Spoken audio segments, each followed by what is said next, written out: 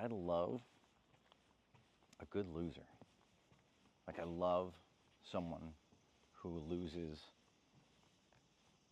but maintains their integrity and like composure and pride. And it's not something I think I spent time trying to appreciate. I didn't realize how important it was to me. But the men in life that I've seen that I look up to, that I have respect for, are not always like these hyper successful, I'll do anything, slit any throat to get to the top kind of people. Like, that's cool, that's a certain kind of person. That's like a highly rewarded and respected kind of person anyway. Like, you're Michael Jordan. So like, everyone's like, guy wins at literally everything he does. And I'm like, that sounds terrible to live that competitively. But I have like a certain admiration. This probably comes from like a life of so much defeat with constant effort, though, is I like, obviously you value the things that you try and pursue yourself, you know? But I love like when someone loses and maintains themselves, and not someone who doesn't try. Not someone who's like, oh, this is awful, I can never win, I'm a loser. But someone who puts effort into shit, even if they're gonna lose, if they know they're gonna lose. And people that are down, all right, we're going back this way. I thought I was going the other way on the trail.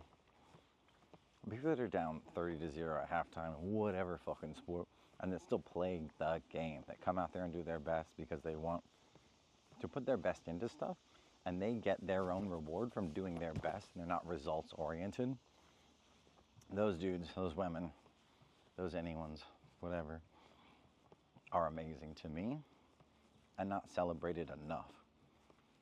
We already celebrate people who win stuff, and this is the other thing. If you seek out like friends and mentors and business partners and stuff that are hyper successful and they're good in success, that's cool. They're probably going to try all of the techniques to get you to be successful as a business or as a relationship partner or as a friendship or a teammate or whatever. That's great. If you already are good at succeeding, and the value that you're looking for is people who are good at succeeding, you're probably overlooking how good they handle failure and how good they handle hardship and problems. And you probably don't need someone to succeed well with you, because you're, sorry, some of the nuts from snack earlier. What I'm trying to say is, if you brought that to the table already, like, you're gonna win, and maybe what you have a hard time with is failure, you probably want people on your team that can handle failure with grace. You want to build that part of yourself up and be able to stay on track, composed, who you are when you're not getting the results that you want. Because if you can survive long enough and put the effort in, you're eventually going to get the win that you want.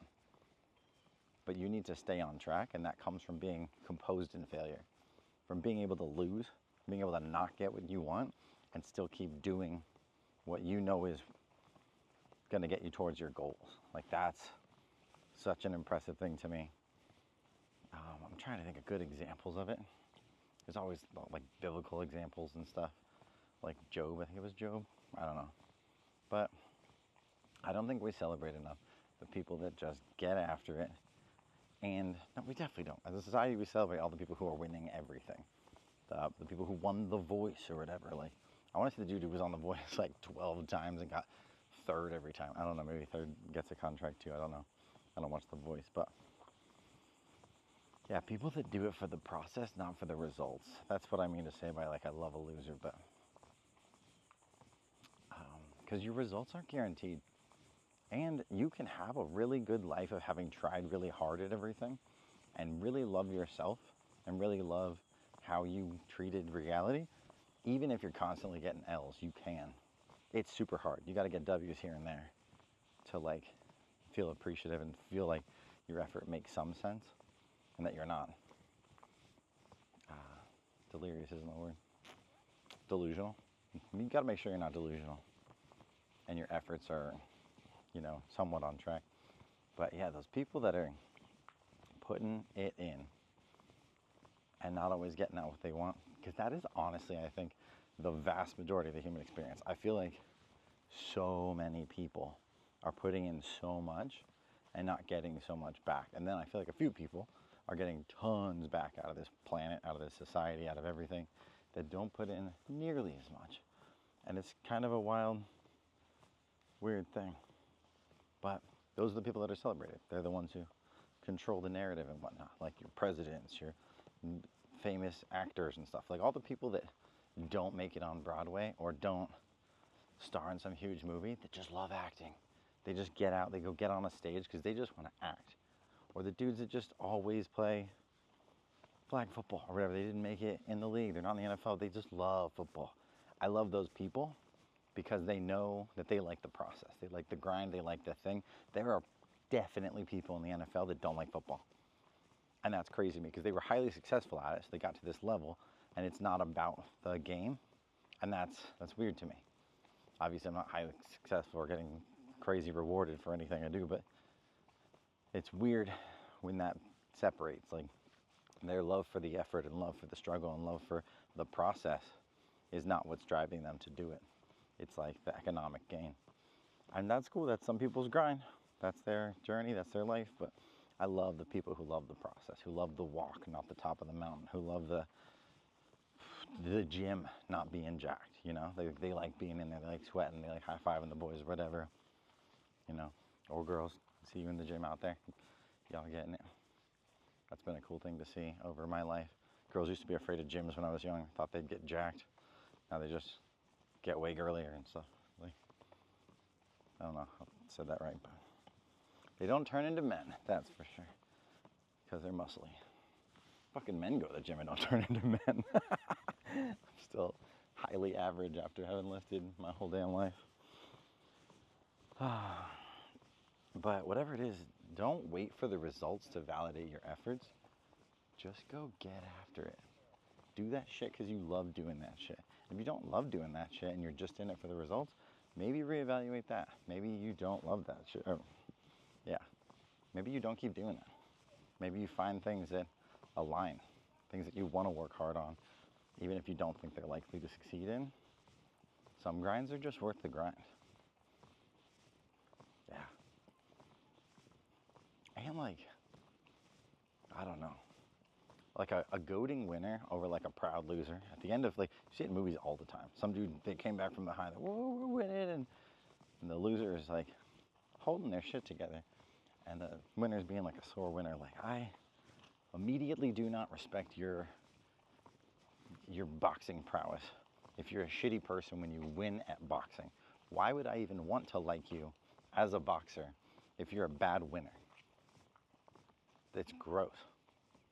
But if you're a good loser, if you can respect and commend your opponent and just be like, hey, I did what I love to do. I put my effort in. I came up second, came up short. I'm going to get back after this. I'm going to improve myself.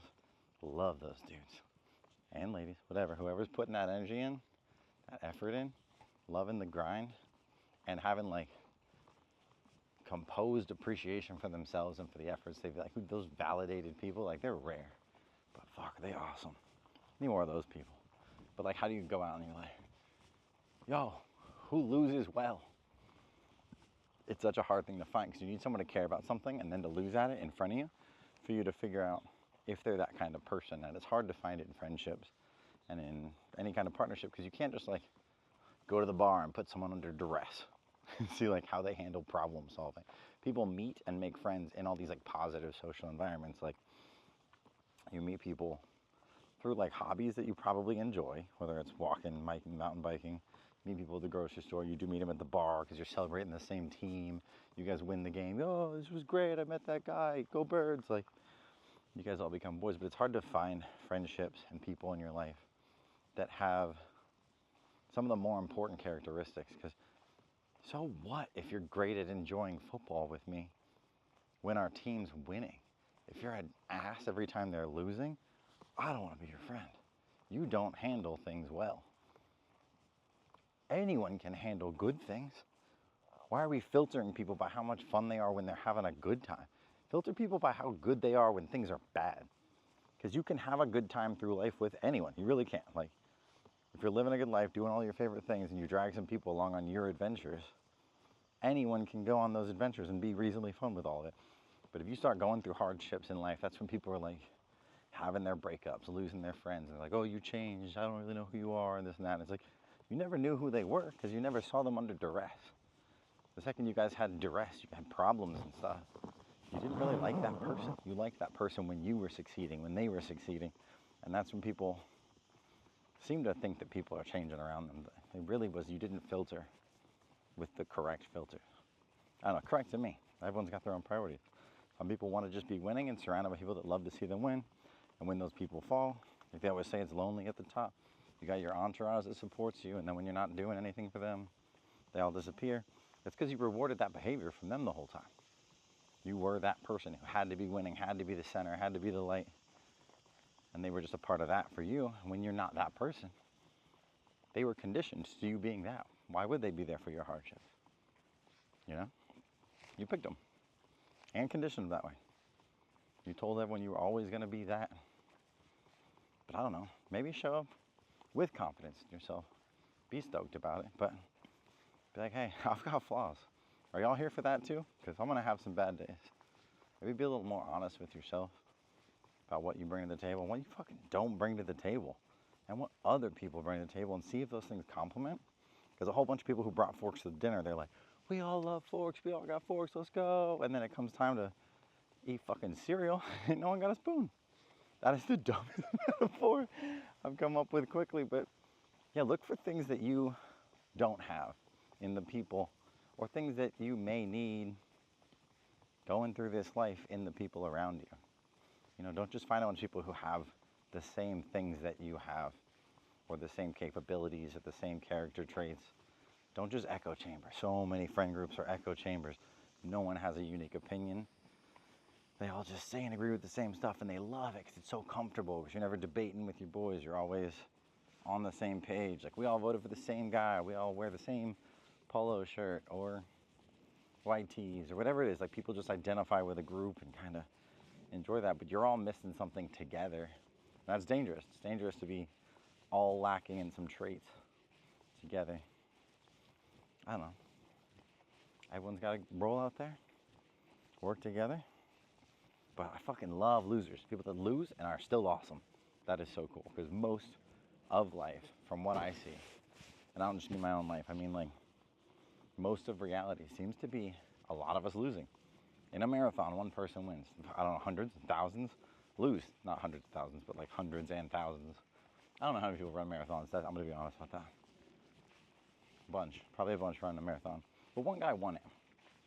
And I want to acknowledge all the people that don't even want to win it. They just want to run it.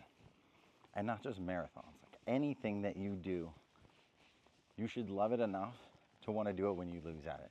Or aren't celebrated because you were the best ever, or because you won it. Damn, it's pretty right here. Look at this shit. Raptors. I think of raptors every time. Tall grass, raptors.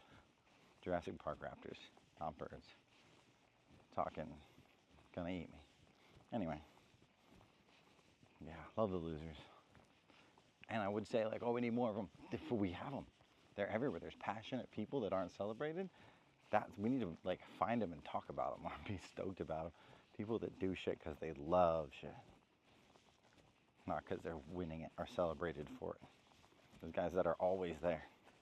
I remember there were so many dudes on our rugby team in high school and college, everywhere, that, like, so always these guys that were not that athletic, weren't that loud. They were always out on the team. They were always at practice. They played for years. Play all through high school, barely get any field time. Play all through college, barely get any field time.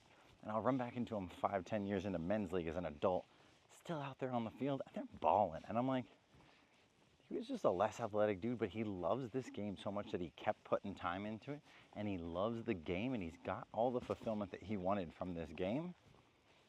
He didn't get the recognition of being man of the match when we were young, or he wasn't MVP. But honestly, that's largely me. Like, I wasn't amazing at rugby. I just kept showing the fuck up too, but I still was making the starting team and stuff. But there was other dudes that I always had a ton of respect for that would barely get time on the field and always showed up to practice. And I was like, fuck yeah, love that dude. Just always really appreciated those dudes. Obviously there's chicks in their own ways do the same thing, but just talking about the experiences that I know and understand better. Loved losers. Keep that up.